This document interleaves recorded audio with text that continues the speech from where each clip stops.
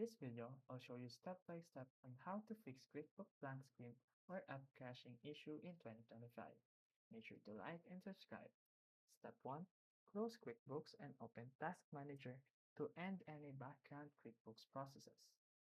Step 2. Clear the cache and temporary files from your system. Step 3.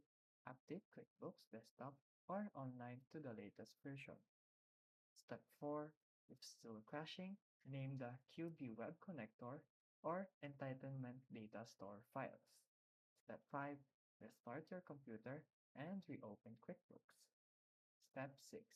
If the issue persists, reinstall QuickBooks with the Clean Install tool. Now, we can fix QuickBooks, blank screen, or crashing issues quickly. If this video helped you, feel free to like and subscribe for more videos. Thank you for watching.